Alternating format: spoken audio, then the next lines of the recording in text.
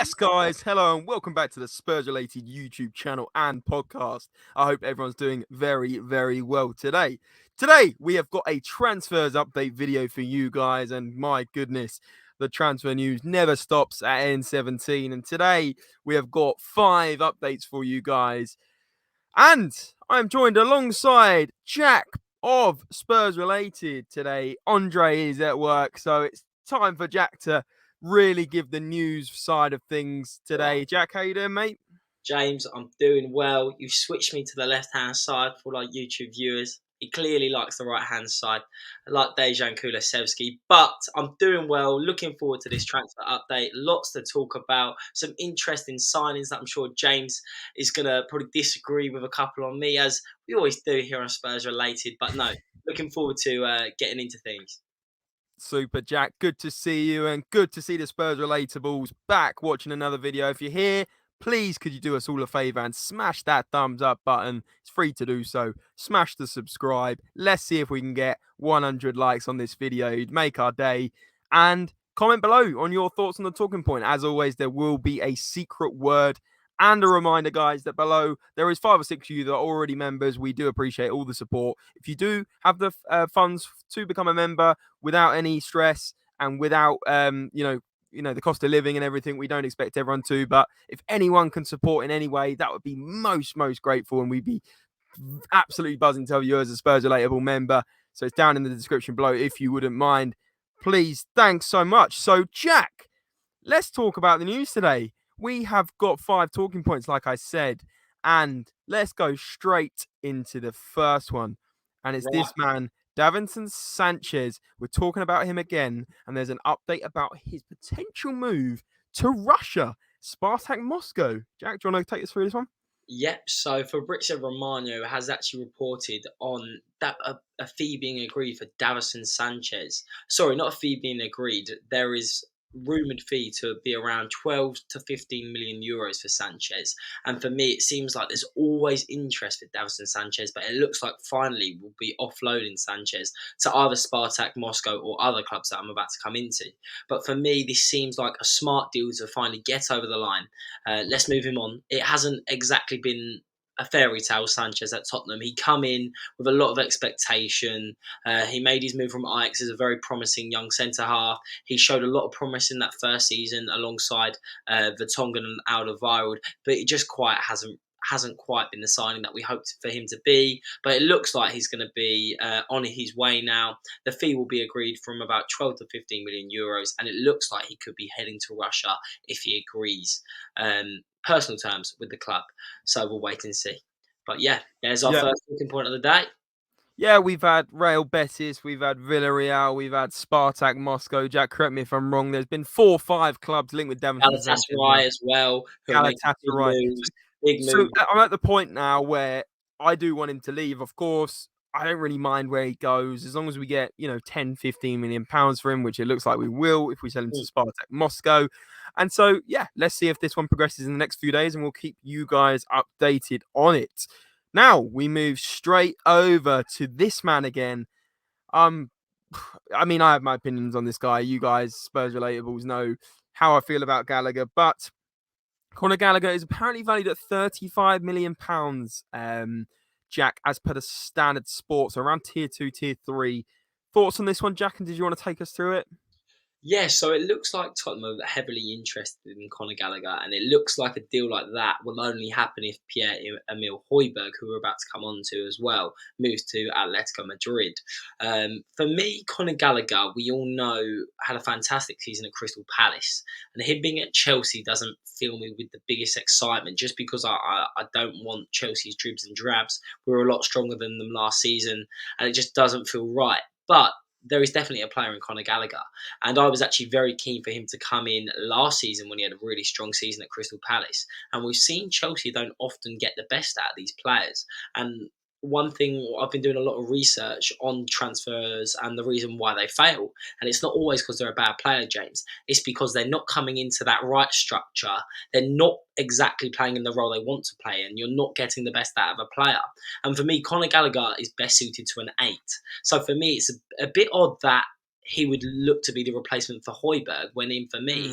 he's definitely covers the back four quite well. So for me, I'd rather have something like Amrabat. But then again, Basuma can play in the six, and maybe they have trust in Sarr and Skip. And I don't think Conor Gallagher's a player, and I don't think 35 million's an awful fee. So it's one that I'm not going to say I'd be over the moon, James, if we sign him. But then again, I wouldn't exactly be against it either. So I'm a bit on the fence on this one, and let's see how the story develops. Yeah, let's see how this one develops. I mean, my my thoughts is kind of what you're saying. We're getting rid of Hojbjerg, who's probably more of a six. Getting Gallagher, who's more of a progressive eight. I mean, doesn't make sense. If you're getting rid of Hojbjerg, you need a player. You need a player like a Sofian Amrabat. You need a player like a Paulinho from Fulham, who's just Mm, out of price range. He's like 70 million, 80 million they want for him. So I don't know why no one's linked with Sofian Amrabat of Fiorentina. I think you could pick this guy up for about 30 to 40 million pounds. And for me, fits Hojberg's mold completely more than Gallagher. And I get mm, why we're moving on Hojberg. He doesn't fit an Ange system. Ange clearly doesn't want to keep him. That's fine. But you need a player that's deeper lying. We don't have that deeper lying number six at the moment in the squad. I mean, Skip, you could argue, can play there. I mean, Sarr can play there to an extent. And of course, Bentancur, when he's back, can play the six, although I'd like to see him a bit more advanced. yeah. It just doesn't make sense why we don't have that six right now. I don't know why we're linked with Gallagher. I actually don't think he's that much of a great player. I think he's decent. But, if Ange wants him, I want him. But I don't like signing rival players. That's the other thing. But we will move on because we've got 3 more talking points. Let us know, guys, what you're thinking of Conor Gallagher. The next one, Kolo Muani, the man that, well, uh, it plays for Frankfurt. He was the one that missed, I think, well, not missed, but got the one-on-one saved in the World Cup final by Martinez in Mm. goal. Last minute of the game. Muani, decent player. Jack, what's the news on this one? So I've been looking a lot more into Kolo Muani, especially as the Kane news is definitely hotting up, and I'm starting to be a bit more worried about whether he is actually going to be a Tottenham player by the end of this summer. So Kolo Muani moved to Frankfurt actually on a free transfer, and I think he scored 15 goals in the Bundesliga this season. But it looks like he does a lot more than that. He's a very creative player. He's very young. He's fast. He's good in tight spaces. I love saying that about technical players. But he is a player with a very high ceiling. There's no reason why he wouldn't be if he's going into that France squad and looking for a goal. Like, for example, he was 1-on-1 with the keeper in the last minute. If France, ex-champions of the world and Euro winners, want him to be in their starting lineup and trust him to lead the line for France up front, even if it's off the bench, he's clearly a very talented player, James. He's also valued at 80 million euros on transfer market, which is a massive fee when the likes of Ivan Toney, who for me are fantastic players, are only valued at 35 million. It speaks volumes, really. Then again, could be stupid, a difference in valuation, but he's clearly good, James. So it's Hmm. interesting. I don't know if you're going to be spending a lot of money on someone who's not guaranteed to bring the goods. But yeah, like I say, let's see how this develops. Let's see what happens with Harry Kane. There we go. And just going on to Harry Kane, the next talking point, Jack. Kane to Bayern, PSG hotting up again. So the news, I'll let Jack go through it more, but the news was last night from many different tier 1 and 2 sources that apparently Joe Lewis has come from the midst and said that he wants to either sell Harry Kane this summer or he wants him to sign a new contract. Well, we know from a few days ago the news was that Harry Kane won't sign a new contract this summer. Probably he wants to see how things start under Ange Postecoglou's project and he wants to see progression. So Jack, that then leads me to think, well, actually, if Joe Lewis is saying to Daniel Levy that he either wants to sell Kane or sign him on a new contract, there's only one way that this is going, right? And it's probably we're going to sell him to Bayern or PSG. This is the thing, James. I don't know if I fully believe that personally because I think Daniel Levy has been handed full responsibility financially and for players. He's in there every day. He knows exactly what's going on. And Joe Lewis is probably somewhere in Barbados enjoying the sun and potentially watching it on his phone. But I don't really think he has that direct involvement. So I don't know how much I believe that. But if that is to be believed, and that is probably the financial smarter point of view we're even seeing with Kylian Mbappe now likely to move on from PSG, it proves football clubs at the end of the day, James, are a business. They need to be able to run sustainably. And you've got Tottenham's biggest asset in Harry Kane potentially going on a free next year. Mm. It doesn't look very good on the club, no matter how good he is. So it's interesting for me. I've also seen reports today that Daniel Levy would much prefer Harry Kane to move to PSG, probably because in um, Bayern haven't exactly dealt with this in the best way possible. I think they're beginning to get frustrated, which is leading to journalists holding up Harry Kane shirts in press conferences, That was which is ridiculous, wasn't it? absurd. You've got their CEO coming out saying that if Spurs keep their promise, he'll be gone. So for me, they're treating us like not a top club, which we definitely are. So I think Levy's rightly so being frustrated by that and would prefer him to move to the French league. Like it just quickly as well. Kane's wife, Kate Kane, has been apparently looking at properties in Munich.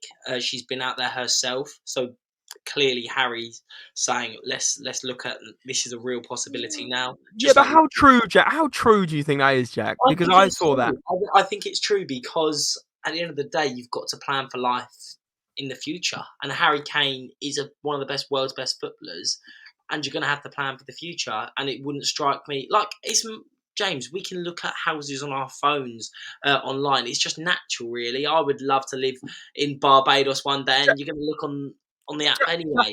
I get that, but do you really think she's flown out to Munich? Apparently, she was there anyway, is what I heard as well. Yeah.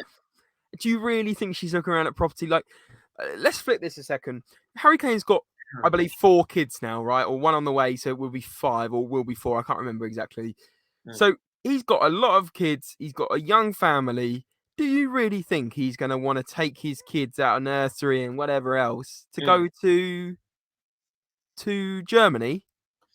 I agree with what you're saying, but at the end of the day, when you earn that amount of money and you are one of the world's best football players and you've got aims and ambitions of winning the Champions League and being remembered as one of the greatest strikers of all time, that's going to come into your mind. Sadly, James, Mm. we don't have the ability to be able to do that. Otherwise, we'd probably be thinking, yeah, maybe we'll go to Munich ourselves.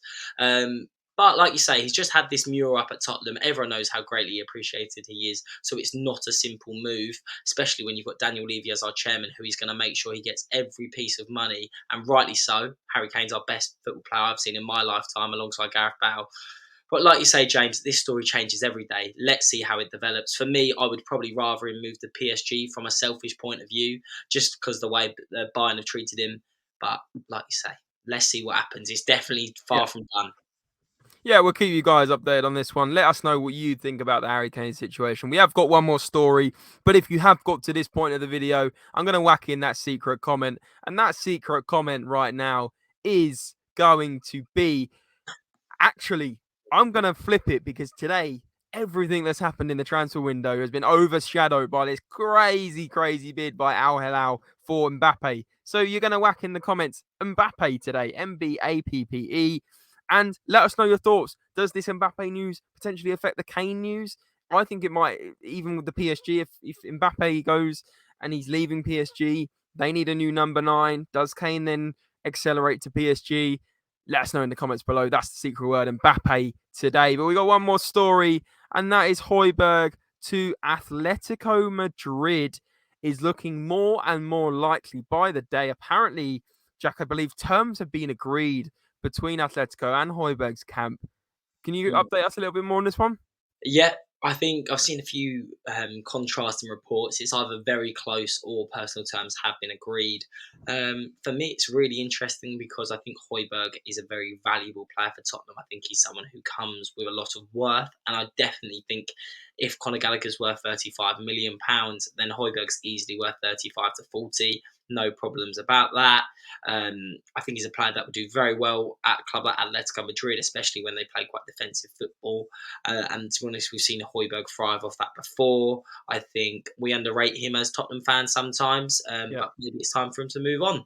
And like you say, nothing's done yet. I wouldn't be surprised if a move like this happens, but I really hope we replace him and invest in proper centre halves, or we buy someone of note like an Amrabat or even potentially a Gallagher in the midfield. But I wouldn't be surprised, James, if we have alternative options as well. Yeah, exactly. I think we'll be linked with a few maybe sixes in the coming weeks, hopefully, unless Ange thinks it's just an eight we need to replace it with, and we've got the six in Skip or Bentancur or whoever he's going to play there. But I still think there's a gap. But anyway, the actual official one is from Matteo Moretto. And Atletico and Hojbjerg have held talks in recent weeks, and agreement is close between the parties on personal terms. So it's very close on personal terms, and he's a chance to play Champions League is a big draw for Hojbjerg. And once deal is agreed, Atletico must negotiate a transfer fee with Spurs, which I believe will be around 30 to 35 million. Jack, I'm sure you agree with me.